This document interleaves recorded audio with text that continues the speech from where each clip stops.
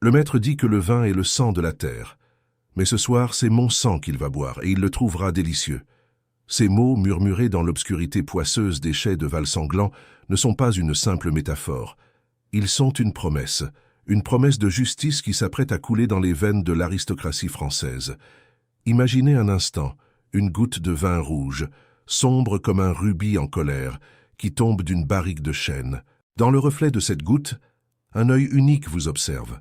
Un œil d'un bleu porcelaine, presque translucide, une couleur que l'on ne devrait trouver que dans les portraits de famille des nobles les plus prestigieux. Mais cet œil appartient à Ismaël, un esclave enchaîné dans le noir. Si vous voulez comprendre comment le vin le plus cher du monde est devenu le poison le plus raffiné de l'histoire, restez avec moi jusqu'au bout. Car ce que vous allez découvrir sur le domaine de Valsanglant dépasse tout ce que vous pouvez imaginer sur la cruauté et la vengeance.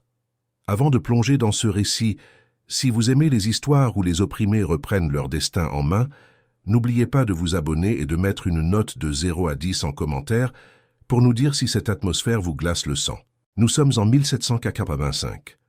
À Bordeaux, le ciel semble toujours fait de plomb, pesant sur les vignobles du Médoc comme un linceul mal posé.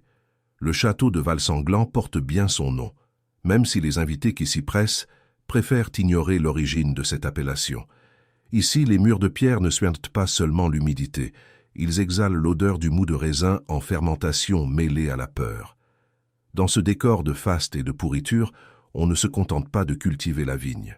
On y broie des vies humaines pour en extraire un nectar capable de sauver une lignée en décomposition. Marc-Antoine de Rochebrune marche dans la boue, les épaules voûtées. Autrefois, cet homme était le maître de chais le plus respecté de la région.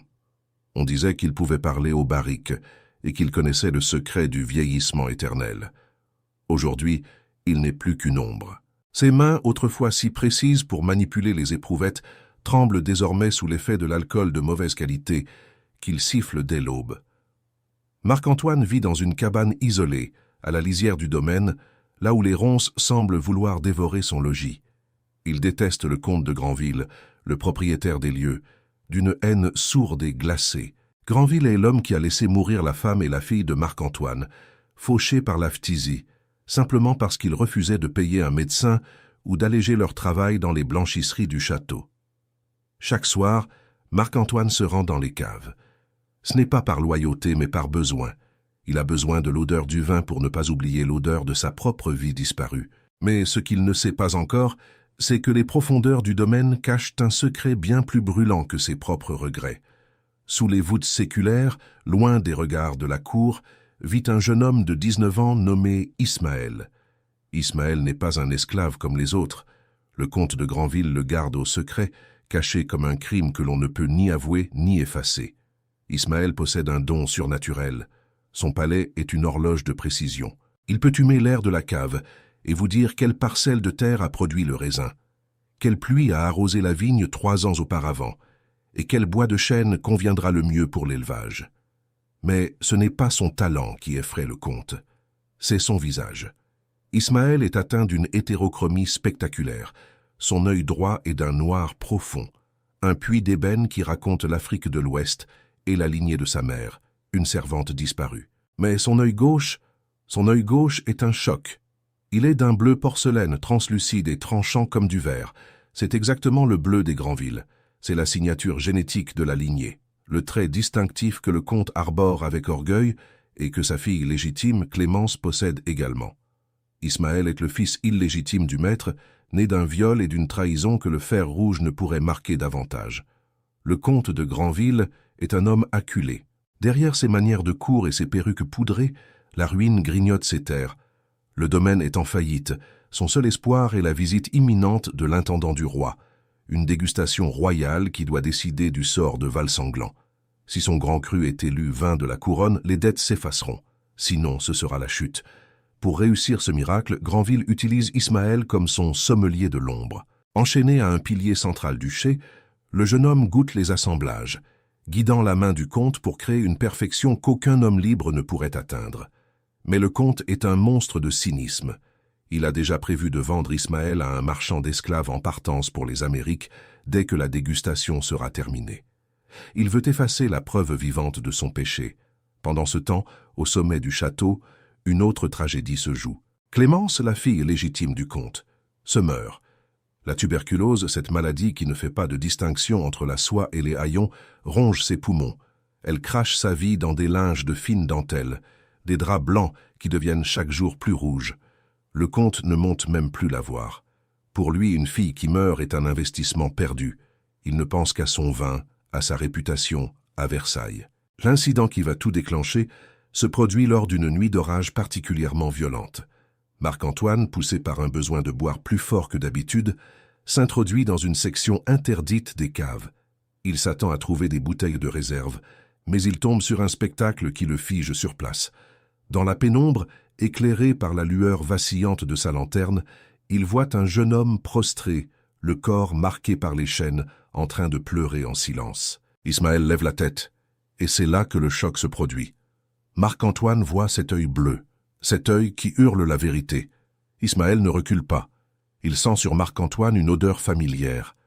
C'est l'odeur d'un tabac particulier que fumait autrefois le vieil intendant du domaine, le seul homme qui avait traité la mère d'Ismaël avec un semblant de dignité avant qu'elle ne soit évacuée par le comte. Ismaël reconnaît en cet homme brisé une âme qui partage la même douleur que lui. Il murmure un nom, le nom de sa mère.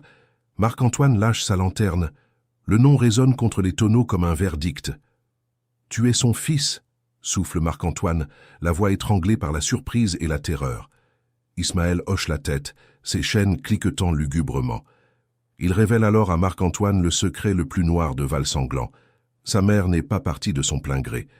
Le comte l'a fait assassiner lorsqu'il a vu apparaître l'œil bleu sur le visage du nouveau-né. Il l'a jeté dans le puits à sécher derrière les vignes pour étouffer le scandale. Ismaël n'a survécu que parce que sa valeur en tant que sommelier a été comprise très tôt par le maître de chais de l'époque, qui l'a caché dans les ombres pour servir les intérêts du comte. Pour Marc-Antoine, c'est l'étincelle de trop, l'injustice qu'il a subie, la perte de sa propre famille à cause de l'avarice de Granville, tout remonte à la surface. L'œil bleu d'Ismaël devient le symbole de toutes les vies sacrifiées pour que ce vin puisse exister. Il voit en ce jeune homme le fils qu'il n'a jamais eu, et en cet œil bleu, l'accusation silencieuse d'un système qui se nourrit de chair et de sang. Mais le temps presse, la dégustation royale approche à grands pas. Le vin est prêt, mais il manque une dernière étape cruciale, la clarification. Normalement, on utilise des blancs d'œufs pour filtrer les impuretés du vin, pour lui donner cette clarté cristalline.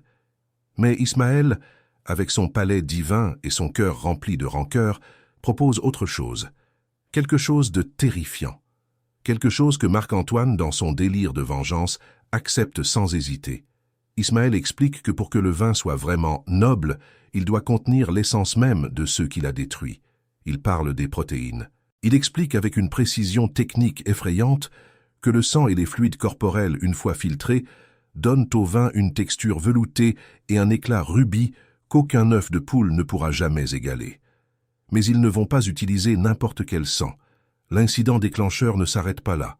Marc-Antoine, utilisant son ancienne influence et ses clés oubliées, pénètre dans la buanderie du château au milieu de la nuit. Là, il trouve les paniers de linge sale provenant de la chambre de Clémence.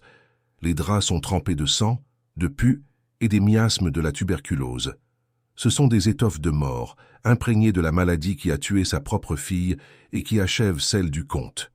Au lieu de les brûler, Marc-Antoine les emporte dans les caves. Dans le silence des chais, sous l'œil bleu et l'œil noir d'Ismaël, il commence le macabre processus. Ils utilisent ces draps infectés comme des filtres. Ils font passer le précieux grand cru à travers la dentelle souillée. Ismaël surveille le débit goutte à goutte. Il sait exactement quand le vin a absorbé assez de matière pour devenir mystique, tout en restant indétectable au goût pour un palais non averti. « Le fer », chuchote Ismaël en goûtant une goutte du mélange. Ils croiront que c'est le terroir.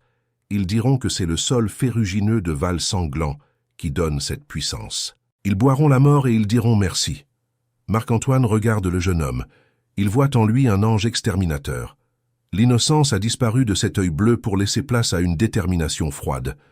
Ils ne sont plus seulement un vieil alcoolique et un esclave. Ils sont les architectes d'une chute monumentale. Chaque barrique traitée ainsi devient une bombe à retardement. La tuberculose est là, cachée dans les tanins, prête à se loger dans les poitrines des puissants. Le comte, pendant ce temps, parade dans les couloirs du château, ignorant que sa propre ruine est en train d'être mise en bouteille à quelques mètres sous ses pieds. Il pense que le succès est proche. Il rêve de Versailles, de faveurs royales et de la vente imminente d'Ismaël qui lui rapportera encore quelques pièces d'or. Mais le destin a un sens de l'ironie très particulier. Alors que Marc-Antoine finit de sceller les bouteilles avec de la cire rouge, une cire qui ressemble étrangement à du sang séché, il comprend que le plan ne peut pas s'arrêter là. La révélation doit être totale. Il ne suffit pas que les nobles tombent malades dans quelques mois. Ils doivent savoir pourquoi. Ils doivent voir l'œil bleu avant que leurs poumons ne commencent à siffler.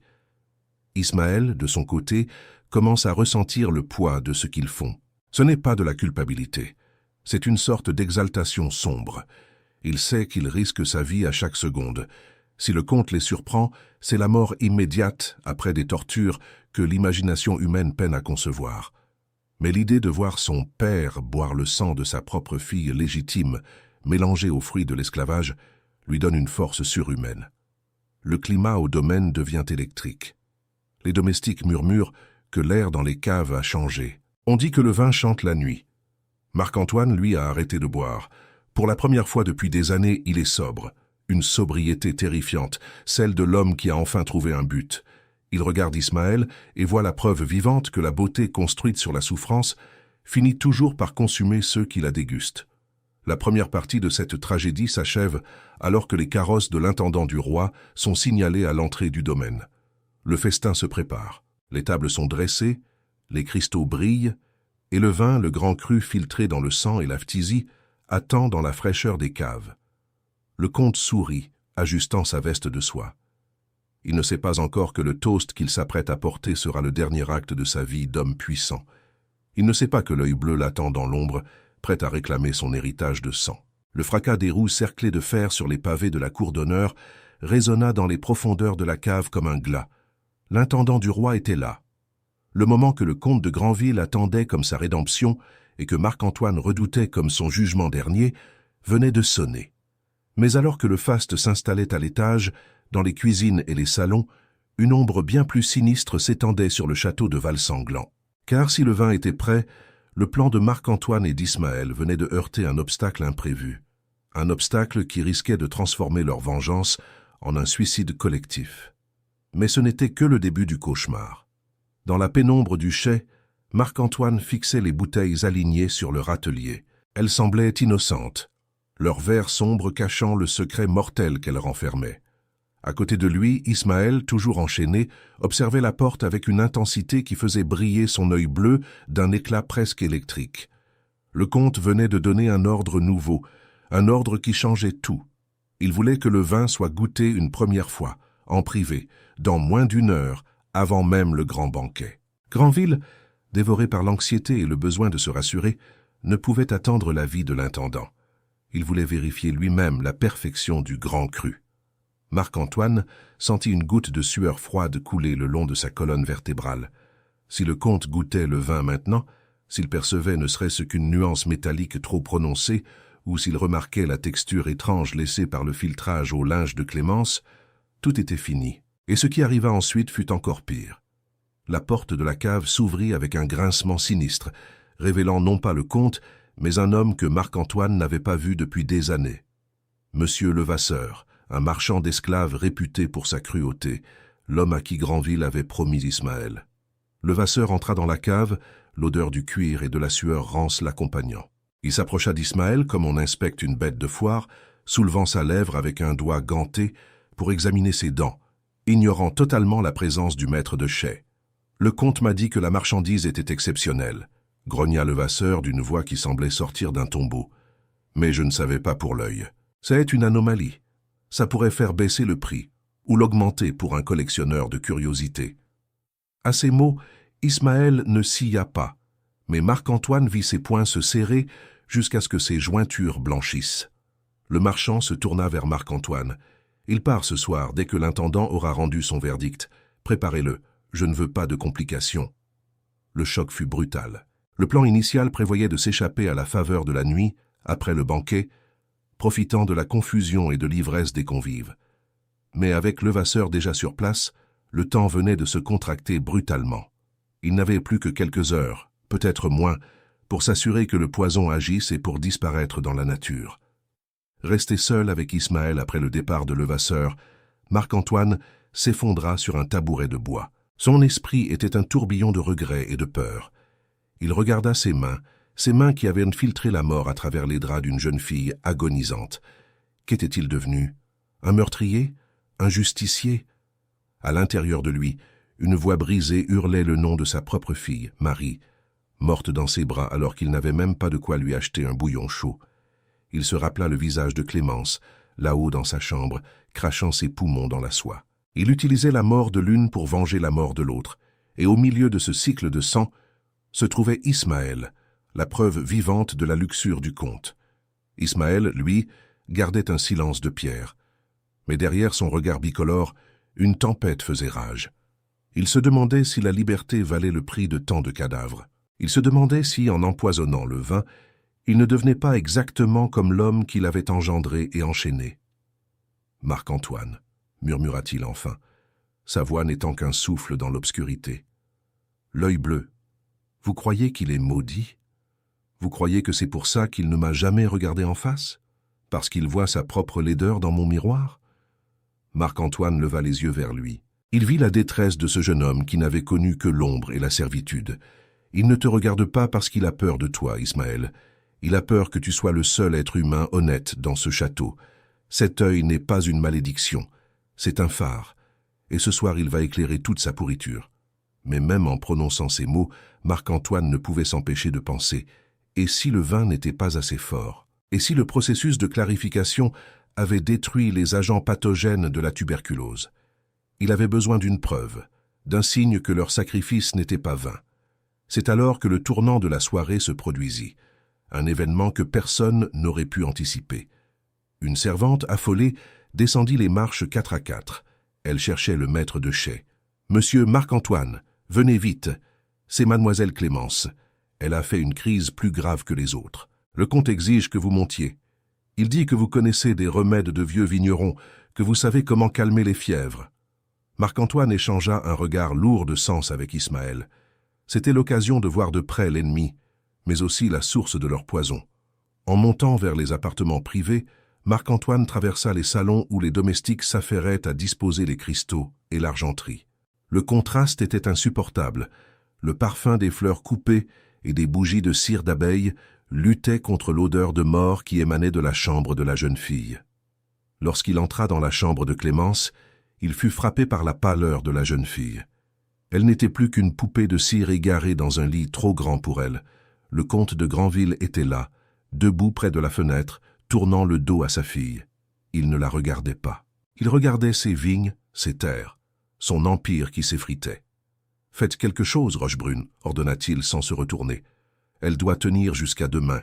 Je ne peux pas avoir un deuil dans la maison, alors que l'intendant est ici. Ce serait de mauvais augure pour le contrat. » La cruauté de ces mots coupa le souffle de Marc-Antoine. Granville ne s'inquiétait pas de la vie de sa fille. Il s'inquiétait de l'étiquette. C'est à ce moment précis que tout doute quitta l'esprit du maître de chais. Il s'approcha du lit et prit la main de Clémence. Elle était brûlante. Dans un moment de lucidité atroce, la jeune fille ouvrit les yeux et fixa Marc-Antoine. Elle semblait vouloir lui dire quelque chose, mais seul un sifflement s'échappa de sa gorge. Sur la table de chevet, Marc-Antoine vit un bol d'eau et quelques linges propres. Mais à côté, cachés sous un plateau, se trouvaient les draps qu'il avait volés la veille, remplacés par des neufs. Une servante avait dû les mettre de côté, intriguée par leur disparition. Marc-Antoine sentit son cœur rater un bond. Si Granville ou Levasseur tombaient sur ces linges suspects dans la buanderie ou dans la cave, ils remontèrent la piste jusqu'à lui. Il devait agir, et vite. Il fit semblant d'examiner la gorge de la jeune fille et demanda à ce qu'on lui apporte du vin chaud. Lorsque la servante quitta la pièce, il se tourna vers le comte. « Monsieur le comte, elle a besoin d'un air plus pur. Les caves, l'humidité du chai est parfois meilleure pour les poumons brûlés que cet air confiné. C'est un vieux secret de nos campagnes. » C'était un mensonge audacieux, presque suicidaire, mais Granville était si désespéré de se débarrasser de ce spectacle de faiblesse qu'il accepta. « Faites ce que vous voulez, mais emmenez-la par l'escalier de service. Je ne veux pas que l'intendant croise une mourante dans les couloirs. Marc-Antoine redescendit, transportant la jeune fille dans ses bras, aidé par une servante. Il l'installa dans une petite pièce attenante au chai, un endroit normalement réservé aux outils. De retour auprès d'Ismaël, Marc-Antoine était transfiguré. « Elle est ici, dit-il. » Ismaël se redressa, ses chaînes cliquetant. « La fille du maître? Pourquoi ?» Marc-Antoine s'approcha de lui, le visage marqué par une résolution sombre. « Parce qu'elle est la clé. Si le comte veut goûter le vin en avance, il le fera ici. Et il le fera devant elle. Et il le fera devant toi. Je veux qu'il boive sa propre ruine pendant que le fruit de ses crimes le regarde. » Mais le destin avait encore une carte à jouer. Alors qu'il s'apprêtait à préparer la mise en scène, un cri retentit depuis la cour. Levasseur, le marchand d'esclaves, venait de découvrir quelque chose. Il entrait dans le chai tenant à la main un morceau de tissu qu'il avait ramassé près du puits. C'était un morceau du linge de Clémence, celui que Marc-Antoine avait laissé tomber dans sa hâte. Et sur ce tissu, il y avait une marque, une broderie que seul le personnel du château pouvait reconnaître. « Roche brune !» hurla Levasseur. « Expliquez-moi pourquoi on trouve des linges souillés de la chambre de la maîtresse ici, près des barriques de Grand Cru. Qu'est-ce que vous manigancez avec ce sauvage ?» Ismaël se leva lentement, sa haute stature dominant le marchand. L'ombre des tonneaux rendait son œil bleu plus brillant que jamais, une lueur de défi pur. Le piège était en train de se refermer, mais pas forcément sur celui qu'on pensait. Marc-Antoine comprit qu'il ne pouvait plus reculer. Il se redressa, essuyant ses mains sur son tablier de cuir. « Ce que vous voyez, monsieur Levasseur, c'est le secret de la réussite de ce vin. Un secret que vous seriez bien avisé de ne pas ébruiter si vous voulez toucher votre commission. » Il s'approcha du marchand, son regard plongeant dans le sien avec une assurance qu'il n'avait plus ressentie depuis des décennies. Le comte a des méthodes inhabituelles, mais regardez le résultat. Il désigna une bouteille ouverte. « Goûtez donc, avant que le comte ne descende. Voyez par vous-même si ce n'est pas le meilleur vin que vous ayez jamais touché. » Levasseur hésita. L'appât du gain et la curiosité étaient ses plus grandes faiblesses. Il prit le verre que Marc-Antoine lui tendait. Ismaël retenait son souffle. C'était le test ultime.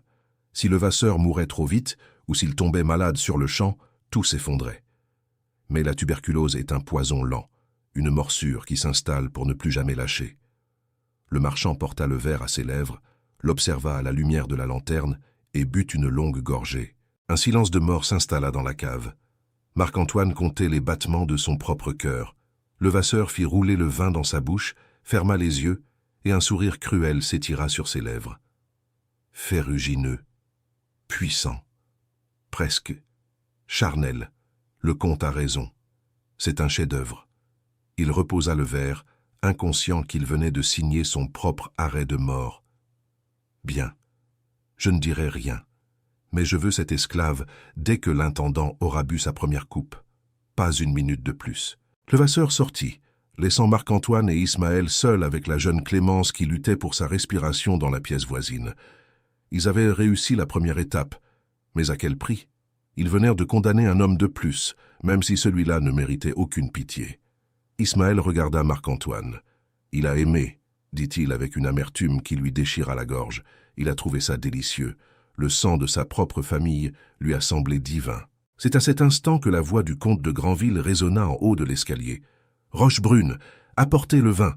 L'intendant s'impatiente, et je veux que nous fassions cette prédégustation maintenant. » Le moment était venu. Le banquet allait commencer, et avec lui la fin d'un monde. Mais alors que Marc-Antoine s'apprêtait à saisir les bouteilles, Ismaël l'arrêta. « Attendez, regardez ses yeux. » Il désigna Clémence. La jeune fille était redevenue lucide pour un court instant. Elle fixait Ismaël non pas avec peur, mais avec une reconnaissance terrifiante. Elle savait. Dans son délire, elle avait compris que son sang était devenu l'instrument de la perte de son père. Le texte de cette tragédie était écrit, et les acteurs étaient en place. Mais ce que Marc-Antoine et Ismaël ignoraient encore, c'est que l'intendant du roi n'était pas venu seul. Il transportait avec lui une nouvelle qui allait rendre leur vengeance encore plus explosive. Une nouvelle qui venait de Versailles et qui allait changer le destin de la France entière. Mais pour l'heure, le vin coulait, et chaque goutte était une promesse de ruine. Si vous voulez savoir ce que contenait cette lettre de Versailles, et comment le banquet va se transformer en un tribunal de sang, ne partez pas. La suite de l'histoire de l'esclave sommelier et de l'œil bleu va vous emmener là où la justice ne connaît plus de limites. N'oubliez pas de liker cette vidéo si l'ambiance vous captive et restez attentifs, car le grand cru est servi. L'air du grand salon de réception était saturé de parfums coûteux et de la fumée des centaines de bougies de suif qui brûlaient dans les lustres en cristal. À l'étage, les rires de l'aristocratie bordelaise résonnaient comme une insulte au silence de mort qui régnait dans les caves. Le banquet avait commencé. Mais alors que le comte de Granville s'apprêtait à présenter son chef-d'œuvre à l'intendant du roi, Monsieur de Saint-Priest, un nouvel obstacle plus redoutable encore que la ruine, fit son entrée. L'intendant n'était pas venu seul. Il était accompagné d'un homme à la silhouette austère, vêtu de noir de la tête aux pieds, un expert en lignée et en droit foncier envoyé directement par Versailles. Et cet homme portait dans sa sacoche de cuir une lettre scellée du sceau royal qui allait transformer cette dégustation en un champ de bataille. Mais ce n'était que le début de la chute. Dans les profondeurs du chai, Marc-Antoine de Rochebrune sentait le temps s'écouler comme le sang d'une plaie ouverte. Il devait monter les bouteilles. Mais Monsieur Levasseur, le marchand d'esclaves, était devenu impatient. « Le contrat est signé, Rochebrune », siffla Levasseur en saisissant Ismaël par le bras. « Le garçon part maintenant. J'ai une charrette qui attend à la grille arrière. Le comte a eu ce qu'il voulait. Le vin est prêt. Je n'ai plus aucune raison d'attendre que ces messieurs finissent de se rincer le gosier. » Ismaël lutta, ses chaînes raclant le sol de pierre, son œil bleu fixant Marc-Antoine avec une détresse muette qui lui transperça le cœur. « Vous ne pouvez pas l'emmener avant que le premier toast ne soit porté, » s'écria Marc-Antoine, la voix tremblante non plus de peur, mais d'une rage froide qu'il n'avait pas ressentie depuis la mort de sa femme. Et Ismaël est le seul qui sache comment décanter ce millésime particulier. Si vous le sortez maintenant, le choc thermique gâchera le bouquet, et le comte vous tiendra pour responsable de l'échec devant l'intendant. C'était un mensonge, un bluff désespéré. Mais l'idée de s'attirer les foudres de Granville et de perdre sa commission fit hésiter Levasseur. Le marchand d'esclaves grogna, repoussant Ismaël contre le tonneau. « 1 heure. Vous avez 1 heure. Après cela, qu'il soit un prince ou un sommelier, il sera dans les fers pour les Antilles. » Resté un instant seul avec Ismaël dans le renfoncement de la cave, Marc-Antoine posa une main sur l'épaule du jeune homme. À quelques mètres de là, dans la petite pièce de rangement, on entendait le râle de Clémence, la fille du comte, dont la vie s'échappait goutte à goutte, exactement comme le vin qu'ils avaient préparé. Marc-Antoine se sentit soudain submergé par l'horreur de ce qu'ils avaient créé. Est-ce que la justice pouvait vraiment naître d'un acte aussi monstrueux? En regardant Ismaël, il vit un reflet de lui-même, 30 ans plus tôt, un homme qui croyait encore que le travail et le talent pouvaient briser les chaînes. Mais l'œil bleu d'Ismaël, cet œil qui était la copie conforme de celui du monstre en haut, lui rappelait la vérité. Ismaël, dans un murmure, laissa échapper ce qu'il ressentait. « Marc-Antoine, je sens le vin, je le sens d'ici. Il est vivant. Il porte en lui la fièvre de Clémence et la douleur de ma mère. Quand ils vont le boire, ils ne goûteront pas le raisin. Ils goûteront notre faim à tous. » Le jeune homme ferma son œil noir, ne laissant ouvert que cet œil bleu translucide. « Je n'ai jamais voulu être un Granville. Je n'ai jamais voulu de ce sang. Mais si ce sang doit être leur poison, alors je l'accepte. Dites-moi, est-ce que Dieu nous pardonnera d'avoir transformé un sacrement en crime ?» Marc-Antoine n'avait pas de réponse. Il savait seulement que le piège était armé. Il saisit les 6 bouteilles de grand cru, les plaça délicatement dans un panier d'osier et fit signe à Ismaël de le suivre. Il devait monter. Il devait affronter la lumière des chandeliers et le mépris des puissants. Lorsqu'ils entrèrent dans la grande salle à manger, le silence se fit brusquement. Le contraste était saisissant. Marc-Antoine, le vieux maître de chais déchu, et Ismaël, l'esclave à l'œil de saphir, debout devant une assemblée de soie, de dentelles et de perruques poudrées. Le comte de Granville, un sourire carnassier aux lèvres, se leva. « Messieurs, voici le moment que vous attendez, le grand cru de Val-Sanglant. Un vin que j'ai personnellement supervisé avec l'aide de ces deux-là. » Il désigna Marc-Antoine et Ismaël avec un geste de la main qui ressemblait à un coup de fouet. L'intendant du roi, Monsieur de Saint-Priest, observa Ismaël avec une curiosité malsaine. « C'est donc lui? Le prodige dont vous m'avez parlé ?» celui qui possède le palais d'un dieu et les yeux d'une curiosité. Un murmure parcourut la table. Les dames levèrent leurs lorgnettes pour examiner l'hétérochromie d'Ismaël. Pour eux, il n'était qu'un objet de divertissement, une anomalie de la nature au même titre qu'un veau à deux têtes. Mais l'expert envoyé par Versailles, Monsieur de Valmont, ne regardait pas l'œil bleu. Il regardait le comte avec une froideur bureaucratique. « Monsieur le comte, » coupa Valmont d'une voix sèche comme du parchemin, « avant que nous ne goûtions ce nectar, il y a une formalité que la cour exige. Vous avez sollicité le titre de fournisseur de la couronne pour sauver ce domaine de la saisie. Mais des rapports sont parvenus à Versailles concernant des irrégularités dans votre gestion foncière et, plus grave encore, dans votre lignée. » Le visage de Granville devint livide. La lettre royale fut déposée sur la nappe blanche, juste à côté d'un verre de cristal vide. Il semble qu'un héritier illégitime pourrait prétendre à une partie de ces terres, ce qui rendrait toute transaction avec le roi nulle et non avenue. Le tournant était là. Le secret que Granville avait tenté d'étouffer dans le sang de la mère d'Ismaël, le secret qu'il pensait avoir enfermé dans les caves, était arrivé jusqu'aux oreilles du roi. Marc-Antoine vit Granville chanceler. Le comte jeta un regard furieux vers Ismaël, comprenant soudain que cet œil de verre n'était pas seulement une preuve de son péché, mais l'instrument de sa ruine légale. « Ce ne sont que des calomnies, » éructa Granville, frappant la table du poing. « Cet esclave n'est rien. Un accident de parcours, une bête de somme. Goûtez le vin. Le vin prouvera la noblesse de Val-Sanglant. Aucun bâtard ne peut produire une telle perfection. » Il fit un signe frénétique à Marc-Antoine. « Servez, servez immédiatement. » Marc-Antoine s'approcha de la table. Ses mains ne tremblaient plus. Il déboucha la première bouteille.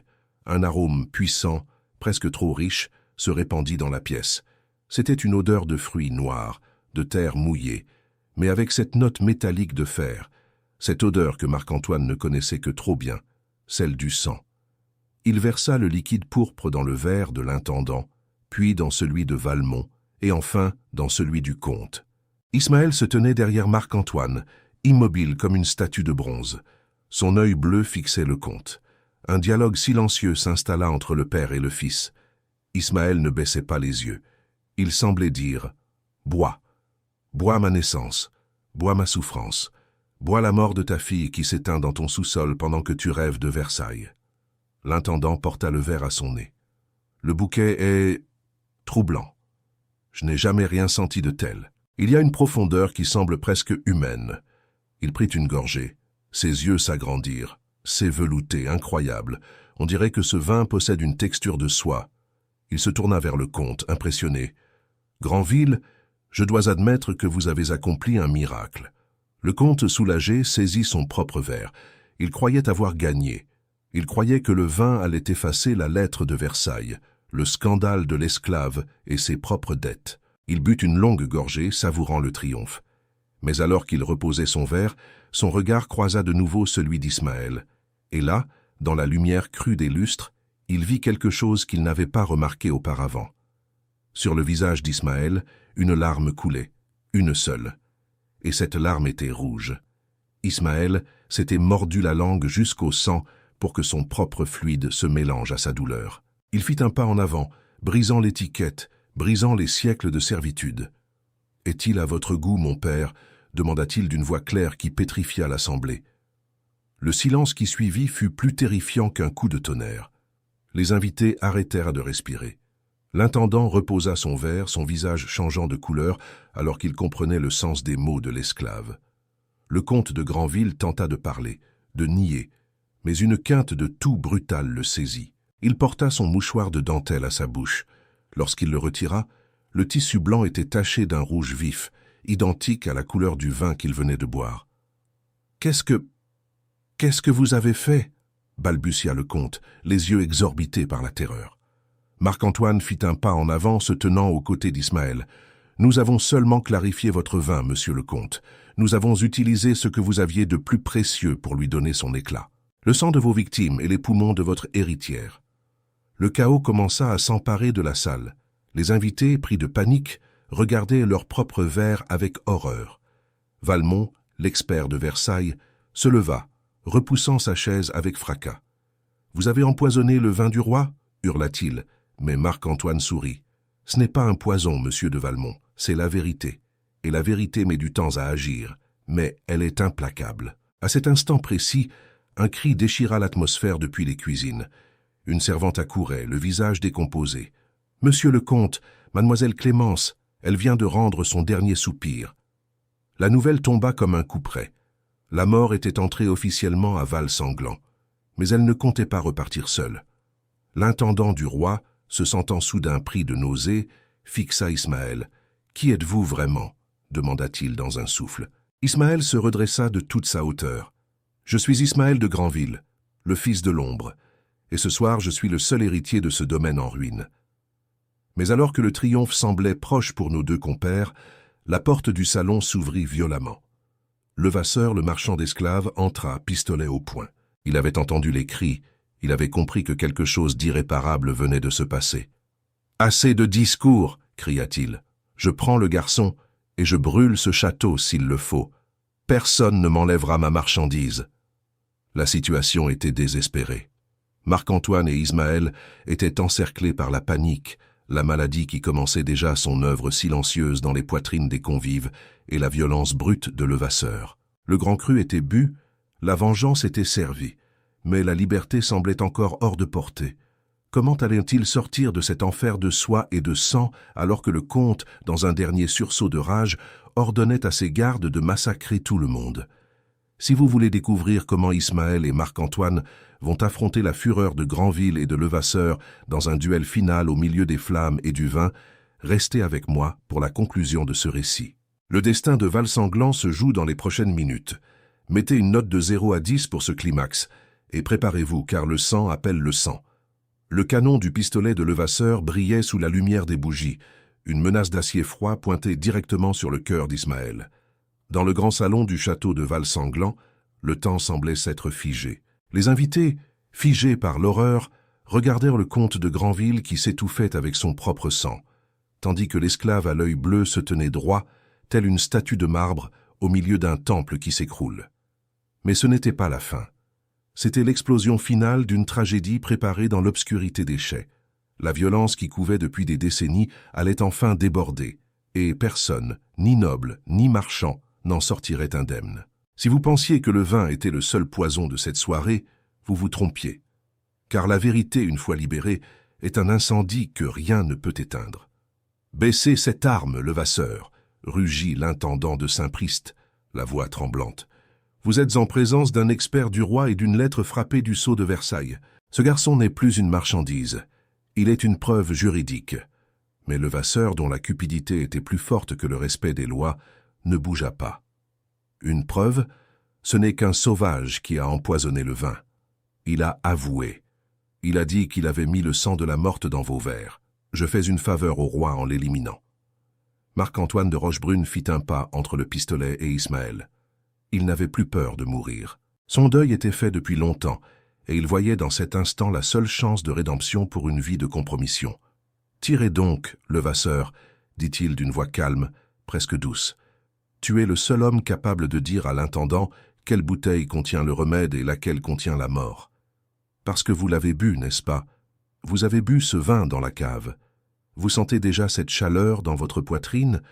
Ce n'est pas l'alcool, c'est le mal qui rongeait Clémence. » Le doute s'insinua dans les yeux du marchand.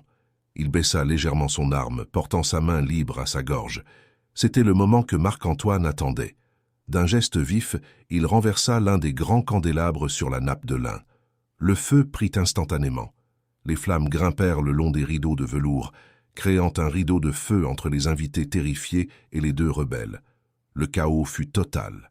Les femmes hurlaient, les hommes se bousculaient vers les sorties, et Granville, abandonné par tous, s'écroula au sol, rampant vers la lettre royale qui commençait déjà à se consumer. « Ismaël, viens !» cria Marc-Antoine. Il saisit le jeune homme par le bras et l'entraîna vers l'escalier de service. Mais Ismaël s'arrêta. Il regarda une dernière fois son père, cet homme puissant qui n'était plus qu'une ombre pathétique, crachant ses poumons sur le parquet ciré. Ismaël vit l'œil bleu du comte, identique au sien, mais rempli d'une terreur que l'esclave ne ressentait plus. Dans cet échange de regards, toute la hiérarchie de Val-Sanglant fut abolie. Le maître n'était plus rien, et l'esclave était enfin un homme. Ils s'enfuirent par les cuisines, traversant la fumée et les cris. Marc-Antoine connaissait chaque recoin de ce domaine. Il mena Ismaël vers les écuries, mais avant de partir, il fit un détour par le bureau du comte.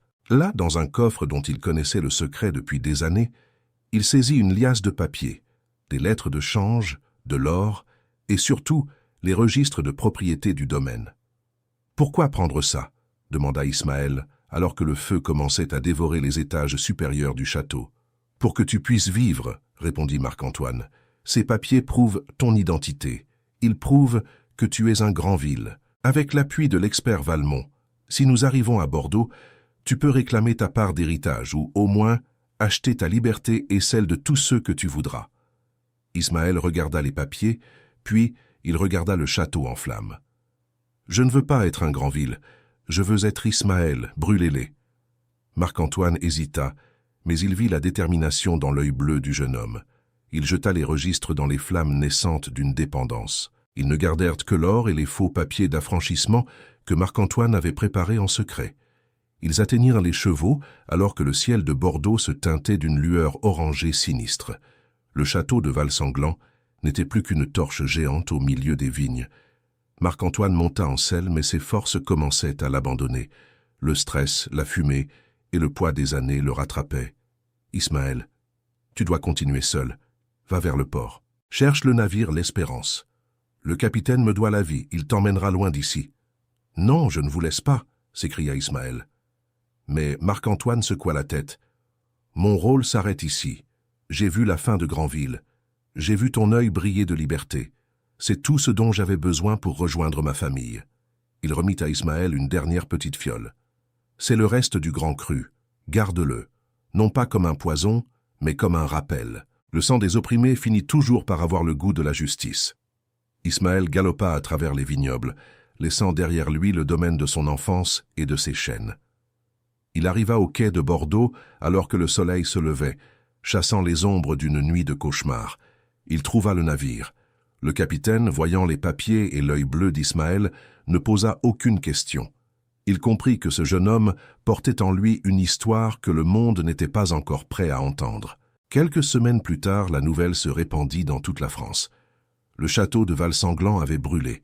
Le comte de Granville était mort, non pas dans les flammes, mais de la phtisie, une maladie qui s'était déclarée avec une violence inouïe chez tous ceux qui avaient assisté au banquet ce soir-là. On parla d'une malédiction, d'un vin maudit. L'intendant de Saint-Priest et l'expert Valmont ne survécurent pas non plus. La maladie, transportée par le vin filtré dans les linges de Clémence, avait frappé au cœur de l'aristocratie bordelaise. Le domaine fut abandonné. Les vignes, autrefois si soignées, furent envahies par les ronces et les mauvaises herbes. On disait que le sol lui-même refusait de produire quoi que ce soit d'autre que du poison.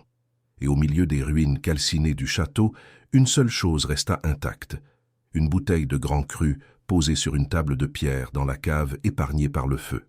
Une bouteille sans étiquette, mais dont le liquide rouge brillait d'un éclat rubis mystique. Ismaël, désormais libre sur une terre lointaine, n'oublia jamais. Il ne devint pas sommelier. Il ne toucha plus jamais à une goutte de vin. Mais chaque matin, en regardant son reflet dans l'eau, il voyait cet œil bleu. Ce n'était plus une marque de honte, ni une preuve de bâtardise. C'était le symbole de sa victoire. Il avait transformé la souffrance de sa mère et l'agonie de sa sœur de sang en un instrument de libération. La morale de cette histoire est gravée dans les pierres de Valsanglan, que l'on appelle aujourd'hui le château des ombres. La beauté, la richesse et le prestige ne sont que des illusions lorsqu'ils sont bâtis sur la souffrance d'autrui. Le sang versé dans les racines finit toujours par remonter dans la coupe, et ceux qui se croient au-dessus des lois de l'humanité finissent toujours par boire leur propre ruine. Le vin est peut-être le sang de la terre, mais la justice est le seul millésime qui ne s'aigrit jamais. Aujourd'hui, si vous passez près des vieux vignobles du Médoc par une nuit d'orage, certains disent que l'on peut encore entendre le cliquetis des chênes dans le vent et voir une lueur bleue briller dans l'obscurité des chais abandonnés. C'est l'œil d'Ismaël qui veille pour que personne n'oublie jamais le prix du grand cru de Valsanglan.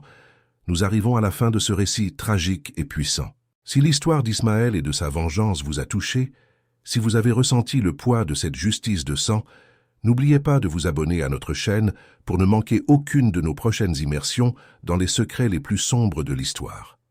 Mettez-nous une note de 0 à 10 en commentaire pour nous dire ce que vous avez pensé de ce final, et dites-nous si vous croyez que Marc-Antoine a eu raison de sacrifier sa vie pour Ismaël. Votre soutien est ce qui nous permet de continuer à raconter ces destins oubliés.